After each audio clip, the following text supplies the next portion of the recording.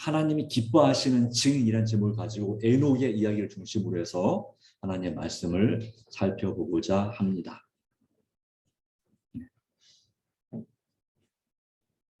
먼저 하나님의 말씀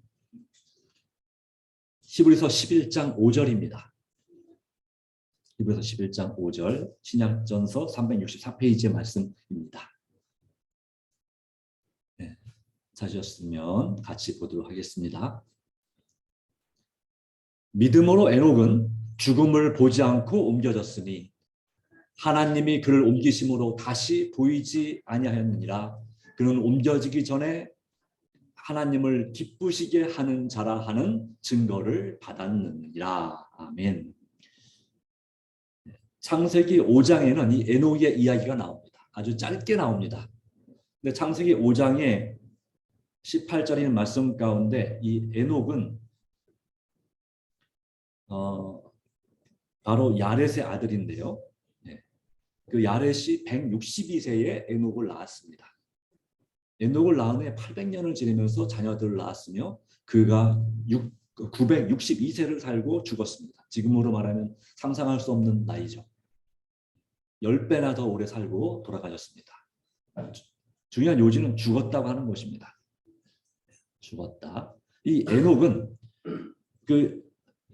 이 박윤식 목사님이라는 분이 창세기에 족보란 책을 썼는데 그 가운데 이렇게 기록합니다. 에녹은 히브리어로 하노크로서 이 가장 일반적인 뜻은 봉헌된 자 또는 받침 또는 이 계시 또는 선생이란 뜻이라고 합니다. 봉헌된 자 받침. 그래서 야렛은 그 아들을 낳고서 그의 경건한 삶의 결실로 이 아들을 하나님께 온전히 바쳐야겠다 하여서 그 이름을 받침이란 뜻을 가진 또는 봉헌이란 뜻을 가진 에녹이라고 지었던 것 같습니다. 그런데 이 야렛도 죽었습니다. 창세기 5장에는 8번에 걸쳐서 죽었다고 하는 기록이 나옵니다. 누가 몇 세에 누굴 낳고 또 그리고 자녀를 계속 몇 년 동안 자녀를 낳다가 몇 세를 향수하고 죽었더라. 이런 기록이 많이 나옵니다. 마치 이 죄를 지은 사람은 그 죽음이 당연한 듯이 모두가 죽었더라는 도장을 찍으면서 한 장 한 장을 마무리합니다. 최초의 조상이었던 인류의 조상이었던 아담도 930세를 향수하고 죽었더라라고 되어 있습니다. 자, 그런데 이 죽음이 이기지 못한 한 사람이 등장합니다. 바로 그 사람은 바로 아담의 7세손 에녹입니다. 에녹. 자, 그래서 이렇게 기록합니다. 창세기 5장 21절 24절 말씀 가운데 에녹은 65세에 무드셀라를 낳았고 무드셀라를 낳은 후 300년을 하나님과 동행하며 자녀를 낳았으며 그가 365세를 살았더라. 에녹이 하나님과 동행하더니 하나님이 그를 데려가심으로 세상에 있지 아니하였더라라고 기록합니다. 죽었다고 기록되는데 이 에녹은 정말 캄캄한 밤하늘 반짝이는 그 샛별처럼 그렇게 영롱한 그런 영생의 빛을 발휘하고 있습니다. 에녹은 하나님과 동행하다가 말 그대로 영생불사, 죽음을 경험하지 않은 경건한 삶의 극치를 보여주었고 참으로 죽음을 뛰어넘는 신비는 이제까지 볼 수 없었던 최고의 축복이었습니다. 이 노아홍수 이전에 죽음을 보지 않고 하늘로 간 사람은 딱 한 사람뿐이죠. 바로 에녹입니다. 노아홍수 이후에 죽음을 경험하지 않고 하늘로 간 사람은 누구입니까? 엘리야 선지자입니다. 그러니까 역사상 하늘에서 오신 예수님을 제외하고 살아서 승천한 사람이 현재까지 2명밖에 없습니다. 죽음을 경험하지 않고 하늘로 가는 사람이 2명밖에 없습니다. 부활한 사람은 꽤 많이 있죠. 모세를 비롯해서 예수님 부활 당시에 부활했던 적어도 수십 명의 그런 성도들이 있습니다만은 이 에녹은 그 삶 속에서 하나님을 가르침을 실천하며 사람들에게 감명을 주었습니다. 그리고 이 에녹의 이름의 뜻을 살펴볼 때 받침이라는 뜻이죠. 복원된 이런 뜻을 살펴볼 때 이것은 바로 인류의 죄를 대신하여 십자가에 달려 희생제물로서 하나님 앞에 온전히 바쳐지신 어린 양이신 예수 그리스도를 예표하기도 합니다. 사실 20에서 11장에 나오는 모든 믿음의 조상들이 다 예수님을 예표합니다. 믿음으로 증언합니다. 예수님에 대하여 증언합니다. 또 예수님을 믿는 그 신앙이 무엇인지를 우리에게 증명해 보여주고 있습니다. 그래서 우리에게 주는 교훈은 무엇입니까? 저와 여러분도 이 사람들처럼 같은 성격과 품성들을 가지고 있고 여전히 부족한 사람들이지만 이 믿음의 조상들처럼 우리도 믿음으로 살 수 있다 하는 것입니다. 그리고 우리도 하나님 앞에 의로운 자라, 아벨처럼 의로운 자라 인정을 받을 수 있고 또 에녹처럼 하나님을 기쁘시게 하는 자라고 하는 그런 증거를 받을 수 있다라고 하는 것입니다. 다시 말하면 우리도 천국에 갈 수 있다. 그리고 우리도 여러분 같은 사람도 여러분도 바로 영생을 얻을 수 있다. 이것이 바로 히브리서 11장에 주는 교훈입니다. 바로 누구 때문에요? 히브리서 12장 2절 말씀 가운데 1절은 허다한 증인들이 있다 말씀하고 있고 2절 말씀 가운데 믿음의 주여 온전케 하시는 예수님을 바라봄을 통해서 예수님을 믿음으로 우리가 이 믿음을 영원한 생명을 얻을 수 있다는 사실을 우리에게 말씀하고 있는 것입니다. 그래서 이 에녹은 살아서 승천한 몇 번째 사람이요? 첫 번째 사람이 되었습니다. 그렇죠? 그리고 그는 하나님께로부터 어떤 증거를 받았다고요? 하나님을 기쁘시게 하는 자, 또는 즐겁게 하는 자라. 다시 말해 하나님이 기뻐하시는 자가 되었습니다. 기뻐하는 자라 하는 증거를 받았다라고 했습니다. 하나님이 이 아브라함을 인하여 증언하셨습니다. 또 아브라함이나 에녹을 인하여 또 에녹도 마찬가지로 하나님에 대하여 정말 어떤 분인지를 세상에 증언하였습니다.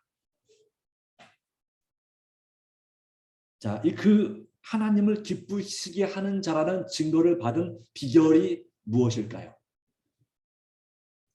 바로 그것은 여기 있는 말씀처럼 그가 무드셀라를 낳은 후에 300년을 하나님과 동행했다고 하는 것입니다. 여러분은 하나님과 얼만큼 동행할 수 있습니까? 네. 자, 우리의 동행은 몇 점짜리 동행입니까? 이 에녹의 동행은 몇 점짜리 동행이었을 것 같습니까? 몇 퍼센트? 예, 100점짜리, 100% 동행이었습니다. 그렇기 때문에 주님께서 그를 하늘로 살아서 산채로 죽음을 경험하지 않고 하늘로 옮기셨습니다. 그렇게 하나님과 이 에녹의 관계는 정말 깊은 관계였습니다. 어쩌면 우리는 하루를 하나님과 온전히 동행하는 것도 힘들지 모릅니다. 그런데 이 에녹은 몇 년을 동행했다고요? 300년을 동행했습니다. 30년도 아니고 300년. 네. 이렇게 따지면 물론 이 누굴까요? 이 모세나 그리고 이 노아도 하나님과 동행을 한 사람들입니다. 그런데 이 노아는 무려 300년이라는 세월 동안 그렇게 동행을 한 사람이죠. 대단한 그런 그 동행이 도대체 무엇인가 그렇다면 동행한다는 것은 어떤 의미가 있는가 살펴볼 때 우리도 그 에녹처럼 하나님과 동행할 수 있는 비결을 발견하게 될 것입니다. 자, 이 동행은 말 그대로 같을 동자, 행할 행자 뭡니까? 함께 간다는 얘기죠. 함께 간다. 자, 근데 함께 가는다는 이 동행의 의미를 파악하기 위해서 먼저 우리는 사람의 근본적 구성을 살펴봐야 되겠습니다. 성경의 가르침에 의하면 사람의 영혼은 이 영혼과 이 몸은 본래 완전히 하나로 되어 있습니다. 그러니까 몸이 죽으면 영혼이 분리되는 그런 존재가 아니라 몸이 죽으면 영혼도 같이 소멸되는 그런 존재라는 사실입니다. 고대 이스라엘 역사와 그 유대인들의 그 사상 가운데서 이런 사상을 뭐라고 그러냐면 일원론이라서 일원론 다 전체적 하나다. 그런데 이제 당시에 이집트나 헬라의 사상은 이원론이었어요. 그래서 몸과 영혼이 따로다. 그래서 영혼이 이 몸에 깃들어 있다가 사람의 몸이 죽으면 그 영혼이 분리돼서 어디론가 간다라는 사상입니다. 근데 그것이 이제 중세 시대의 기독교 안으로 들어오게 되면서 이것이 일반적인 사상이 되어서 오늘날 많은 대부분의 교회의 가르침 가운데 바로 이와 같은 사상, 사람이 죽으면 몸은 죽지만 그 영혼은 분리돼서 천국을 가든 또 연옥을 가든 아니면 지옥을 가든 그렇게 된다고 하는 사상이 있습니다. 이것은 일반 기독교만 그런 것이 아니라 불교도 그렇고요, 힌두교도 그렇고요. 대부분의 종교가 이와 같은 이 사상, 몸은 죽지만 영혼은 살아있다고 하는 이원론적인 사상을 가지고 있는 것이 사실입니다. 현실입니다. 그런데 성경은 그렇게 가르치지 않습니다. 원래 성경의 말씀은 하나입니다. 이 완벽한 연합 안에서 이제 사도 바울은 영과 혼과 몸으로 구분되어 있다고 그렇게 데살로니가전서 5장 23절에 말씀했습니다. 자, 그럼 영은 어떤 기능을 할까요? 혼은 무엇을 말할까요? 몸은 뭔지 알겠지만, 자, 이 영은 하나님과 만나는 부분으로서 교통과 양심과 직관의 기능을 하고 있습니다. 교통은 하나님과 영적인 교감을 나눌 수 있는 안테나 역할을 하는 것입니다. 이 영은.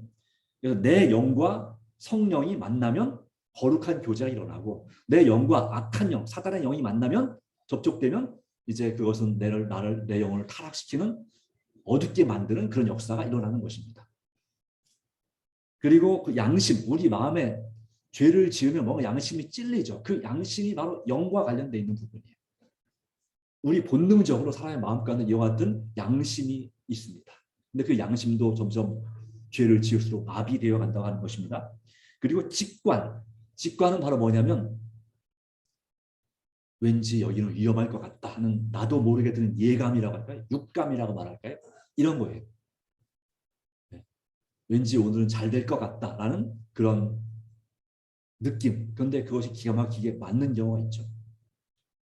또 특별히 생명이 위험할 순간에 내 생명이 아주 위기를 느낄 때에 본능적으로 육감이 발동을 해요. 그래서 지금 이대로 가다가는 죽을지 모르겠다 하는 그런 생각이 들고 가슴이 두근두근 거리기 시작하는 것입니다. 정도의 차이는 있지만 약간씩 누구에게나 이런 육감이 존재합니다. 직관이 존재합니다. 그리고 뭔지 모르겠는데 진짜와 가짜를 구별하는데 뭔지 모르겠는데 딱 보면 저건 진짜다, 저건 가짜다 그냥 아는 거예요. 이유는 모르겠어요. 그냥 내가 볼 때 왠지 저건 진짜 같다. 또 사람을 만날 때 물론 선입과랑은 좀 다르겠지만 유심히 관찰하면 저 사람은 나한테 도움이 될 사람 같다. 또는 저 사람은 나한테 좀 안 좋을 것 같다라고 하는 그런 직관이 이유는 모르겠지만 들 수도 있습니다. 그런 부분도 있습니다. 그런 부분이 영적인 부분입니다. 자, 몸은 어떻게 정보를 모을까요? 우리가 알고 있는 오감, 이 오감을 통해서 오감 중에 제일 먼저 우리에게 들리는 것은 청각이겠죠. 어딜 가다 무슨 소리가 들립니다. 그 다음에는 뭐가 날까요? 냄새가 납니다. 후각, 후각이 있죠. 그 다음에 그럼 어떻게 됩니까? 궁금해지죠. 물론 후각보다 청각 다음에 바로 그 다음에 오는 것이 시각. 그래서 가서 봐야 되는 거죠. 그렇게 보고 만약에 음식이라면 그 음식을 내가 맛을 보게 되죠. 어쨌든 누군가 요리를 하고 있으면 내한테 익숙한 음식은 저거 지금 뭐 만들고 있다 알아야 몰라요. 냄새만 내가 보지 않고 듣지 않고 냄새만 맡아도 알죠. 그렇죠. 그리고 뭐 만드는 걸 알게 되죠. 그리고 먹어보고 이게 정말 맛있는지 맛없는지. 근데 맛있는 음식은 냄새도 좋습니까? 어떻습니까? 맛있는 음식은 어떤 분들 이렇게 요리할 때 여러분 이렇게 입을 이렇게 숟가락에 떠가지고 국자로 떠서 이렇게 음식을 우리 어머니들 맛을 보면서 요리를 하시나요? 그냥 감으로 하시나요? 대충 해가지고 소금 이 정도면 딱 맞겠다, 딱 이렇게 뭐 이렇게 고춧가루 이 정도면 딱 되겠다 이렇게 하시나요? 아니면 그렇죠. 아마도 이렇게 수십 년 요리를 하시면 나도 모르게 굳이 맛보지 않아도 이 맛이 어느 정도 마시겠다가 딱 오죠. 바로 이런 것이 바로 미각, 절대 미각과 관련돼 있고 후각과 관련된 거죠. 그런데 후각을 잃으면 역시 이 맛도 잘 못 보게 되는 건 사실입니다. 그리고 마지막으로 촉각. 이 5가지 감각에 의해서 정보를 판단하고 수집하고 그것을 이제 내가 받아들이는 것입니다. 접촉을 하는 것이죠. 그리고 이 혼은 무슨 역할을 하냐면 이 혼은 바로 마음입니다. 마음에는 세 가지 기능이 있습니다. 지정의라고 하죠. 우리 일반적으로 지정의. 이 지는 지성입니다. 정은 감정이고요. 또 감성이라고 말하고요. 의는 의지입니다. 의지력이라고 말하죠. 네. 그래서 이 지성은 이 정보들을 논리적으로 분석하고 영적인 것과 그리고 이 몸으로 들어온 신체적으로 들어온 그 정보들을 조합해서 판단하는 것입니다. 이것이 옳은 것인지 그런 것인지 또 맞는 어떤 요소가 있는지를 딱 판단합니다. 근데 그렇게 판단할 때 이것은 말 그대로 논리적으로 그 머리로만 이해하는 것입니다. 머리로만 그렇게 판단하고 이해하고 분석하는 것입니다. 그래서 머리로 지식적으로 이거 괜찮네라고 할 수가 있겠죠. 그런데 더불어서 반드시 필요한 것이 뭐냐면 감성입니다. 감정. 감정적으로 이것이 나에게 정말 좋은 것인지가 딱 느껴지는, 사람을 만날 때 이 사람이 정말 나에게 좋은 사람인지가 감정적으로 느껴지죠. 사랑이든 아니면 무관심, 냉담이든 이런 것이 느껴집니다. 그래서 감정적으로 내가 어떤 느낌이냐를 느끼는 것도 매우 중요합니다. 느낌. 그래서 감정을 관리합니다. 감성은 지성과 정보에 따라서. 그리고 이제 의지는 뭐랍니까? 나의 의지는 그것을 이제 지성과 감성이 판단한 그 정보를 가지고 뭐하냐면 그럼 내가 이렇게 해야 되겠다. 선택하는 것입니다. 결정을 내리는 것이죠. 우리는 매일 삶에서 순간순간 수많은 선택을 합니다. 수많은 결정들을 합니다. 작은 것부터 해서 큰 결정들을 합니다. 그 모든 면에 있어서 이 지성과 감성과 의지, 이것은 이 동행이라는 말과 있어서 말에서 아주 밀접한 의미가 있다고 생각이 듭니다. 에녹의 삶을 보여주는 내용이 짧지만 그 완전한 동행이 뭔지를 보여주는데 이것은 다시 말하면 삼중연합이라 할 수도 있겠습니다. 동행은 삼중으로 연합된 것입니다. 하나가 된 것이 동행입니다. 무엇이 동행, 하나, 이 세 가지 어떤 것들이 완전히 연합이 될 때 진짜 동행이라 할 수 있을까요? 첫 번째, 이 동행은 동향, 방향이 같아야 동행할 수 있습니다. 가는 방향이. 자, 이제 끝나고 집에 가실 거잖아요. 예배 끝나고 집에 가는데 나는 고촌을 가야 되는데 같이 타고 가자고 그래요. 근데 어디 사는 분이? 저쪽에 마송이나 저기 마산동, 구례동 사는 분이 고촌 가는 차를 같이 타고 가면 어떻게 되겠어요? 네, 방향이 안 맞잖아요. 방향이. 그렇죠. 방향이 안 맞는데 같이 타고 갈 수가 없어요. 그럼 어떻게 해요? 고촌 사시는 우리 장로님은 제가 볼 때는 저기 장기동 가는 차를 같이 타고 가시는 게 낫겠습니다. 이렇게 추천할 수 있죠. 고촌까지 가시면 한참 돌아가야 됩니다. 그렇죠? 그렇습니다. 이 동행하기 위해서는 방향이 같아야 됩니다. 다시 말하면 우리가 바라보는 그 관점, 비전이 같아야 됩니다. 무엇을 바라느냐. 그런 지적 판단에서 같은 비전과 같은 목적을 가져야 우리는 동행할 수 있습니다. 그렇죠? 네. 동행. 그래서 서울을 가든 강화를 가든 우리는 같은 그 가는 방향이 같아야 됩니다. 그래야 동행할 수 있습니다. 그렇기 때문에 고린도후서 8장 19절 말씀은 이렇게 말씀합니다. 디도에 대해서 그는 동일한 주의 영광과 우리의 소원을 나타내기 위하여 여러 교회의 택함을 받아 우리가 맡은 은혜의 일로 우리와 동행하는 자라. 자, 이 바울 선교단원 중에 한 사람이 디도였습니다. 그리고 그에게 보낸 편지가 디도서입니다. 그런데 그가 이 바울과 같은 어떤 비전을 가지고 있었습니까? 동일하게 주님께 영광을 돌리고자 하는 마음과 또한 주님 앞에서 그 소원, 한 사람에게라도 더, 한 지역이라도 더 많은 사람들에게, 많은 지역에 복음을 전하고자 하는 간절한 비전과 소원이 있었습니다. 다시 말하면 바라보는 지향점, 방향이 같았습니다. 여러분은 어떤 방향을 가지고 있습니까? 우리는 천국을 향한 방향을 가지고 있습니까? 아니면 세상을 향한 방향을 가지고 있습니까? 어느 쪽을 더 많이 바라보고 계십니까? 이것이 바로 오늘 우리에게 중요한 동행, 하나님과 동행하기 원한다면 하나님께서 원하시는 것을 우리가 같이 바라보고 같은 비전과 꿈을 꾸어야 되는 것입니다. 이 에녹은요, 그가 몇 살에 무드셀라를 낳았다고요? 무드셀라 65세. 네, 물론 지금 말하면은 뭐 많은 나이지만 그 당시에는 아주 어린 나이입니다.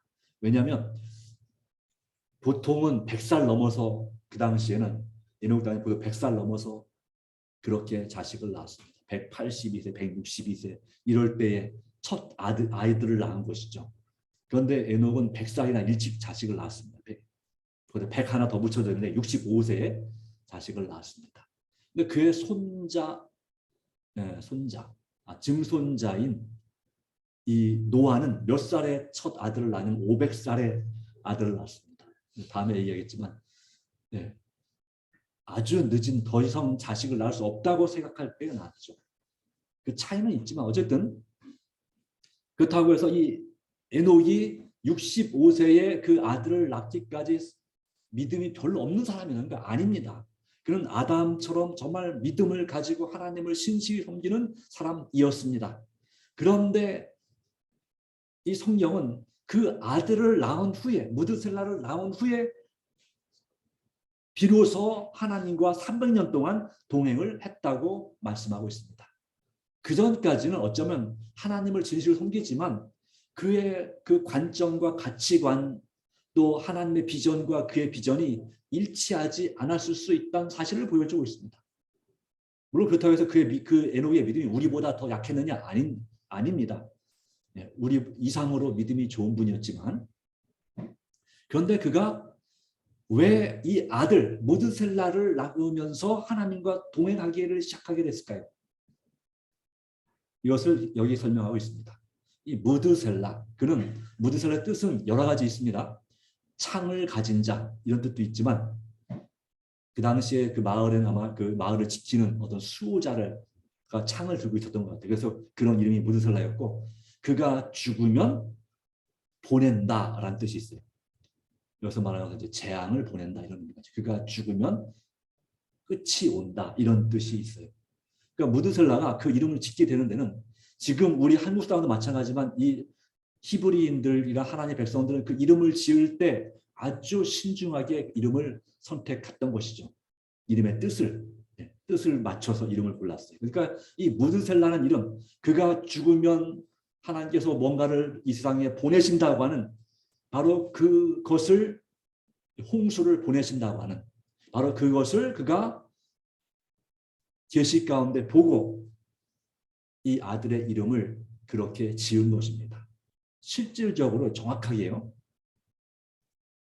무드셀라가 죽던 해에 노아 홍수가 일어나게 됐습니다. 바로 노아가 600세 되던 해 그때에 이 홍수가 일어나는데 그때가 무드셀라가 969세입니다. 그 창세기 5장 계산해 보시면 정확하게 그렇게 나옵니다. 네, 바로 그렇습니다. 그가 이 아들을 낳은 다음에 그는 경험적으로 아버지의 사랑의 깊이와 그 아무 힘도 없는 그 아기에 대한 그 아빠를 향한 또 엄마를 향한 그 신뢰심을 이해하게 되었습니다. 그래서 하나님께서 가정을 이루고 자녀를 낳으며 사는 것이 하나님의 뜻이라고 말씀하셨는지 모르겠습니다. 그 자녀가 말을 잘 듣든 잘 안 듣든지 간에 그 자녀를 보면서 그 아버지의 사랑의 깊이와 그 무기력한 아기의 신뢰심을 이해했다라고 하는 거죠.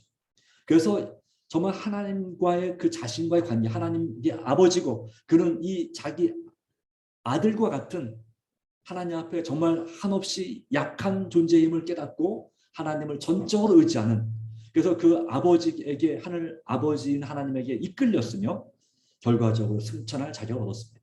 그가 하나님과 동행한 것은 하나님을 명사하였을 뿐만 아니라 동료 인간을 위하여 적극적으로 봉사하는 데 있었습니다. 네, 하나님의 관심은 어디였습니까? 사람, 특별히 죄를 지은 이 지구상에는 인류를 위한 관심, 누구까지, 오늘 이 시대를 살고 있는 저와 여러분에게까지 하나님의 비전과 관심은 쭉 흘러내려온 것입니다. 그처럼 이 에녹도 마찬가지였습니다.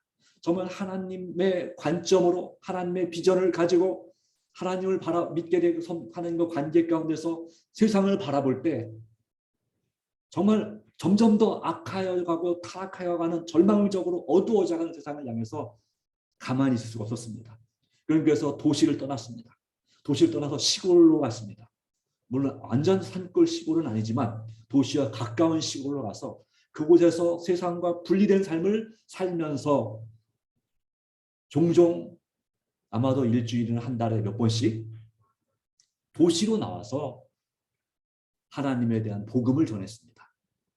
하나님의 사랑과 그것이 하나님께서 그 뜻이 바로 세상을 멸망시키는 것이라기보다는 인류를 구원하고자 하는 그 하나님의 놀라운 사랑과 마치 아버지 같은 그런 정말 자식을 진정으로 사랑하는 아버지 같은 그런 하나님의 마음을 그렇게 전하고 전했습니다.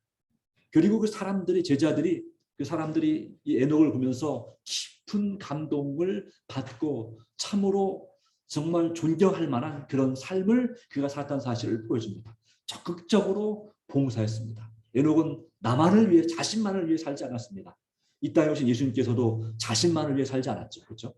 여러분은 누구만 위해 살고 있습니까? 누구를 위해 살고 있습니까? 때때로 우리가 하나님을 잃어버리게 될 때, 예수님을 바라보지 못하게 될 때 우리도 모르게 내 자신만을 바라보고 내 자신만의 기쁨과 유익을 위해서, 행복만을 위해서 살아가는 경우가 많아집니다. 근데 우리가 조금만 눈을 돌려서 우리 가족과 이웃을 바라보면 우리가 도와줄 만한 사람들이 많이 있습니까? 없습니까? 있죠. 네, 그래서 할 수 있으면 지역사회에서 어떤 책임을 맡는 것도 꽤 중요합니다. 반장이나 통장이나 동장, 이렇게 아파트 동장을 만드는 것도 괜찮고요.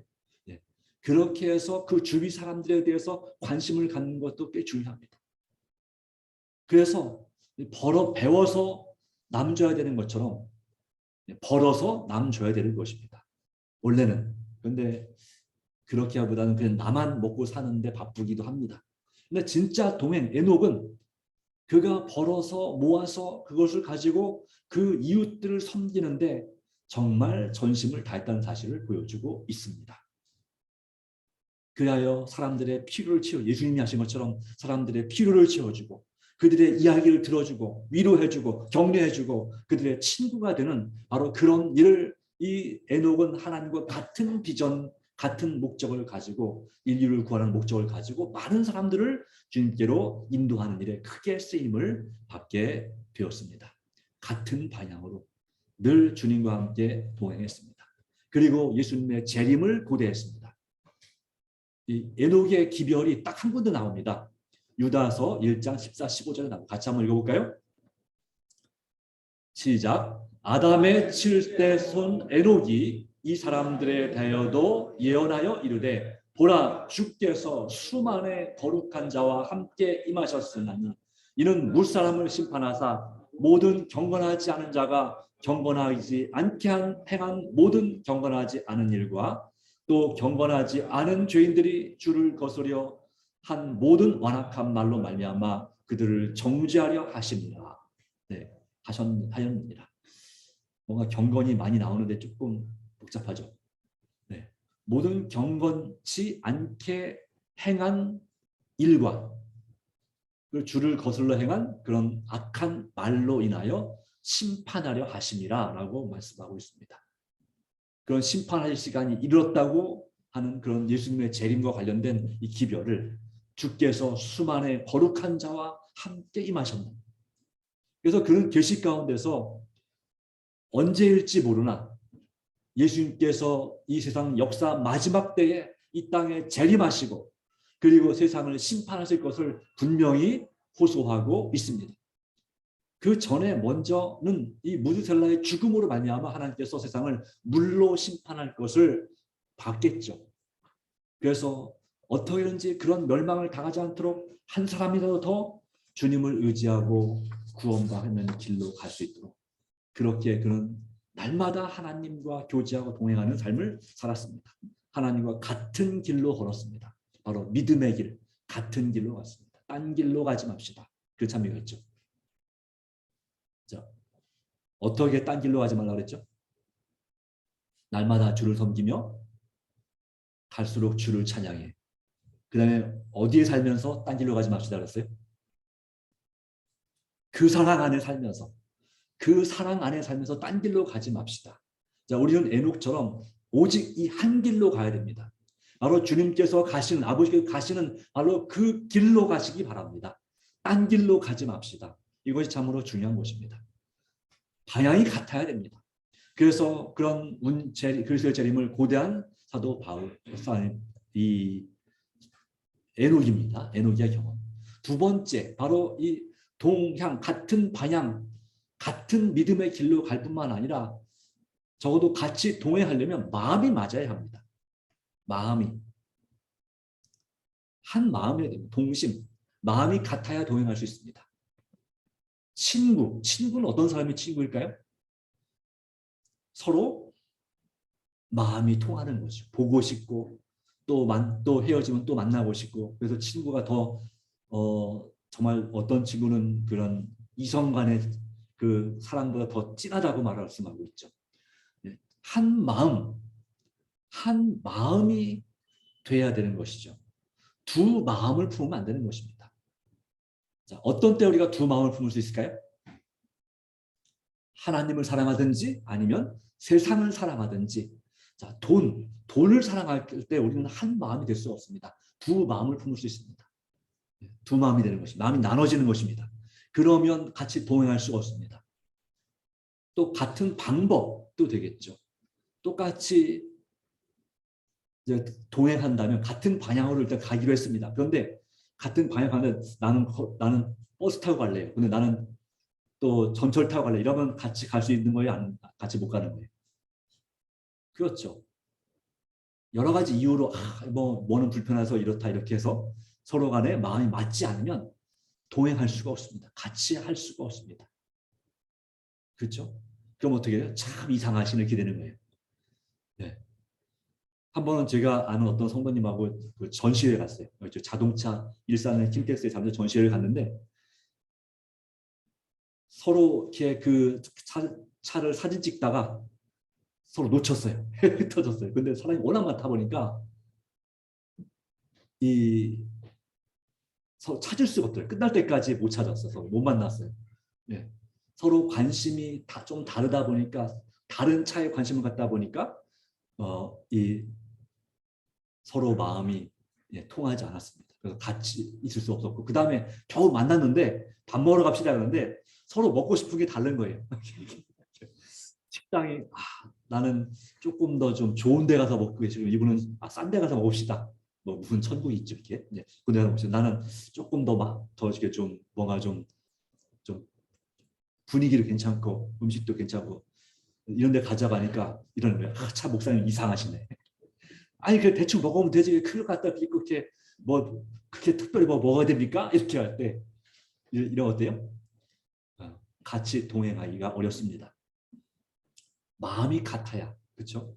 마음이 맞아야 물론 여러분이 가족을 이루면서 서로 간에 부부 사이에 그리고 자식 간의 관계에 있어서 마음이 안 맞을 때도 많이 있습니다. 그러니까 정말 서로 마음이 딱딱딱 맞는다면 이건 정말 너무 행복한 일이고 좋은 일이죠. 그렇죠? 예, 그렇습니다. 우리는 하나님과 마음이 맞아야 됩니다. 다윗에 대해서 하나님께서 뭐라고 했습니까? 사도 바울이 사도행전 13장에서 다윗에 대한 설교를 설교 중에 다윗을 언급하면서 다윗은 하나님과 마음이 딱 맞는 사람이다 그랬어요. 마음이 맞는 사람이다. 마음이 합한 사람이다. 그래서 다윗은 정말 전적으로 하나님께 무슨 일이 있을 때마다 하나님께 여쭈어봤습니다. 하나님 어떻게 할까요? 골리앗과 싸울 때도 성경에 나오지 않지만 기도하고 골리앗과 싸우러 갔습니다. 또 블레셋 군대와 싸울 때, 또 이스라엘 백성들이 블레셋의 포위가 됐을 때 그들을 구원해낼 때 하나님 구출하러 갈까요? 가라. 예. 구원해낼 수 있겠습니까? 내가 도와주겠다. 구원해내겠다. 또 블레셋 군대가 이제 왕이 되자마자 블레셋 군대와 싸울 때도 하나님 어떻게 할까요? 저 나무 위에서 발자국 소리가 나면 기습을 해라. 이렇게 말씀하셨죠. 그래서 그렇게 순간순간마다 우리가 마음이 맞으려면 서로 대화가 잘 돼야 됩니다. 그것이 뭡니까? 기도입니다. 기도.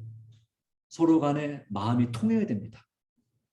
네, 어제 저 이면 사모랑 어떤 것을 이렇게 얘기를 들은 다음에 이면 사모 무슨 얘기를 딱 하더라고요. 근데 그 순간 저도 나도 그 얘기 하려고 그랬는데 이렇게 딱 했어요. 그럼 마음이 맞는 거예요? 안 맞는 거예요? 네. 어떻게 서로 똑같은 생각을 하고 똑같은 얘기를 할 수가 있지 할 때 이건 마음이 맞는 것입니다.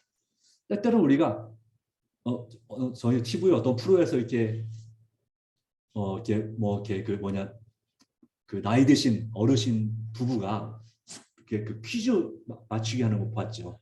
뒤에 이렇게 이렇게 스케치북 같은 쪽에다 이렇게 이름 글자 써놓고 그거 이제 부인이 설명하는 거예요. 남편한테 또는 남편이 부인을 설명하는 거예요. 거기 이제 재밌는 게 뭐냐면 우리 사이는 무슨 사이지? 그랬더니 뭐라고 했는지 아시죠? 네, 네. 왼수지간이라고 이렇게 하는 것이 있습니다. 또 좋아하는 음식이 내가 좋아하는 음식이 뭐지? 그랬더니 전혀 엉뚱한 걸 맞추죠. 네. 엉뚱한 걸 말합니다. 네, 그래요. 그래서 이 서로 간에 정말 친밀한 교제를 나누지 않으면 마음이 맞지 않으면 그냥 뭐 어쩔 수 없이 같이 살긴 살지만 진짜 동행한다고 말할 수가 없고 진짜 동거한다고 말하기가 그렇습니다. 네, 정말 우리가 한 마음 한 뜻이 되어서 초대교회 사도행전 4장 32절 말씀은 믿는 무리가 한 마음과 한 뜻이 되어서 모든 물건을 서로 통용하고 라고 했어요. 자기 재물을 조금도 자기 것이 하는 이가 없더라. 바로 이와 같은 마음처럼 그리고 또한 빌립보 교회에 대해서 사도 바울은 유오디아와 순두계 이분들은 교회의 유력한 여집사님들입니다. 아마 빌립보 교회가 이 두 여집사 때문에 아주 문제가 많았나 봐요. 맨날 교회만 오면 서로 막 소리 지르고 삿대질하고 싸우는 것입니다. 예배가 제대로 될 리가 없겠죠.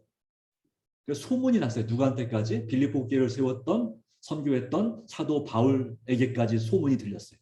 그래서 뭐라고 합니까? 내가 유오디아를 권하고 순두계를 권하노니 주 안에서 같은 마음을 품어라. 우리는 주님의 성도로서 서로와 같은 마음을 품어야 됩니다. 집사님들끼리 같은 마음을 품어야 됩니다. 집사님과 장로님들끼리 같은 마음을 품어야 됩니다. 그러려면 어떻게 같은 마음을 품을 수 있을까요? 서로 이해하고 양보하고 서로 간에 그 의미를 파악하고자 서로 간에 바르게 정말 주님 안에서 하나가 되고자 그렇게 힘써야 되는 것입니다. 바로 에녹은 바로 그와 같은 생애를 살았습니다. 정말 경건한 생애, 하나님과 특별히 절친한 관계를 유지하는 것을 말하고 있습니다. 바로 하나님과 뭐였었습니까? 절친이었습니다. 하나님의 뜻과 완전하고 아름다운 조화를 이뤘습니다. 그의 말에 있어서 생각에 있어서 계획에 있어서 하나님의 생각과 어떻게든지 그의 생각 자신의 생각을 포기하고 하나님의 생각에 그 생각을 맞추는 삶을 살았습니다. 정말 기도와 말씀으로 우리가 하나님과 친밀한 교제를 나눌 때에 우리는 하나님과 절친한 관계가 될 수가 있습니다. 그럴 때 우리는 동행할 수 있습니다. 이 마지막 때를 준비할 수 있습니다. 하나님과 절친한 관계가 된다면 어떤 어려운 순간에 우리는 하나님의 도우심을 넉넉히 기대할 수 있습니다. 확실합니까? 네, 그렇습니다. 내가 정말 어려운데 하나님과 관계가 별로 안 좋다면 하나님께 도움을 요청하기가 어렵습니다. 마치 뭐와 같아요? 그냥 몇십 년 동안 연락 안 하다가 갑자기 친구가 연락이 오면 어떤 생각이 드시나요? 딸이 결혼하나? 자식이 결혼하나? 네. 이럴 때 연락이 오는 이유가 있어요. 그러니까 평상시에 연락을 자주 했으면 그런 생각이 안 들겠죠. 근데 어쩌다 연락이 오면 아무래도 이런 생각이 듭니다. 뭔가 그렇죠. 친구는 정말 언제 만나도 서로 간 서먹하지 않고 아주 친밀한 관계가 되어야 됩니다. 그런 적어도 마음이 통해야 되고 또 목소리를 끊임없이 들어야 되고 서로를 이해하고 정말 어려울 때 진짜 좋은 친구가 되어주는 그런 경험들이 쌓여서 정말 죽을 때까지 함께하는 친구가 되는 것입니다. 이 에녹은 정말 동심 하나님과 같은 마음을 가지고 같은 감정을 가지고 같은 사랑의 마음을 가지고 그가 하나님과 함께 했습니다. 마지막 동의.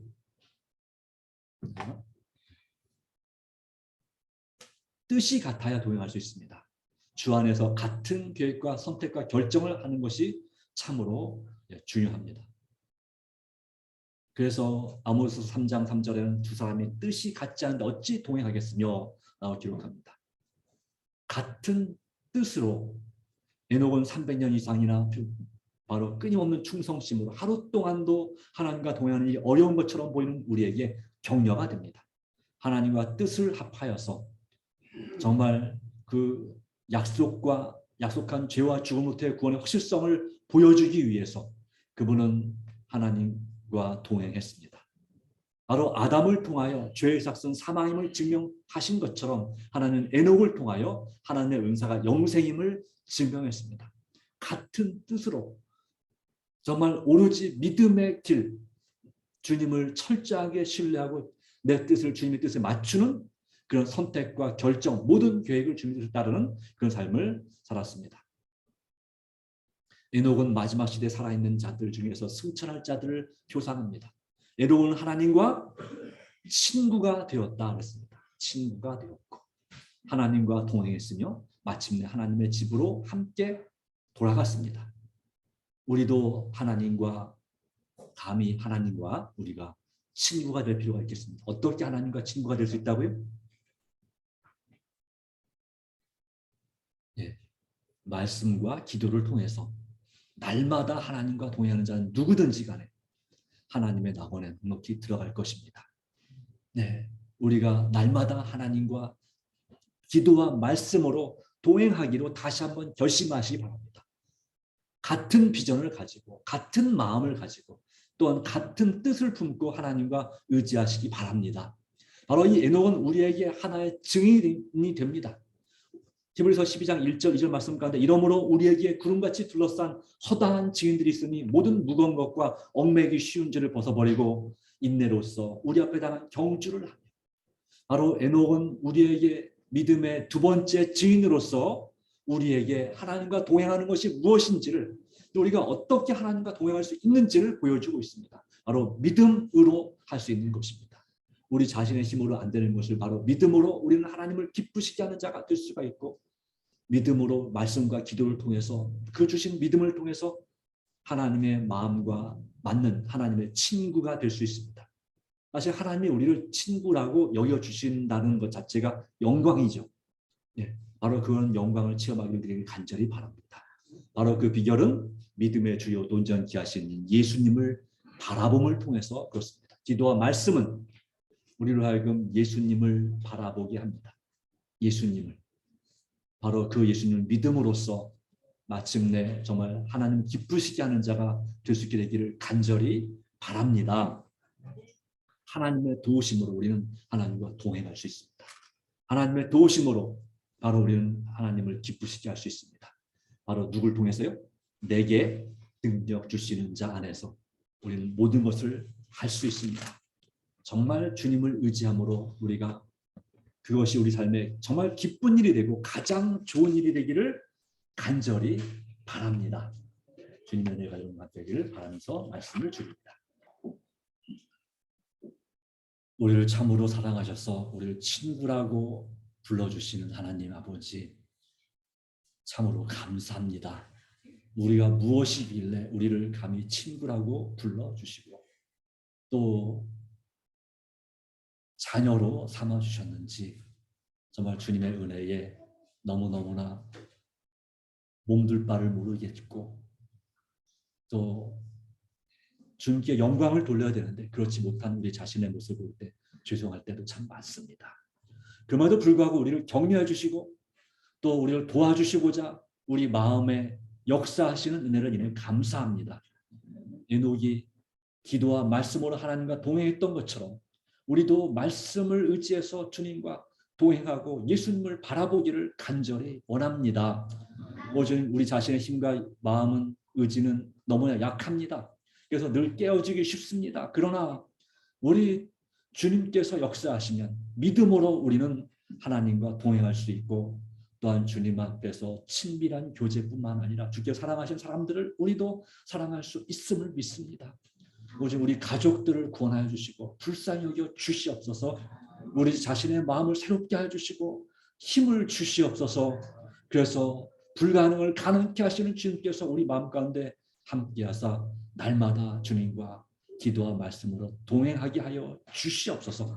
이제를 참여한 주님의 사랑하는 자녀들에게 함께해 주시고 정말 주님 우리를 돌보시며 이끌어 주심을 믿습니다. 우리의 기도를 들어주심을 믿습니다. 주님 안에서 한 주간 믿음으로 살게 하여 주시옵소서. 예수님의 이름으로 기도합니다. 아멘.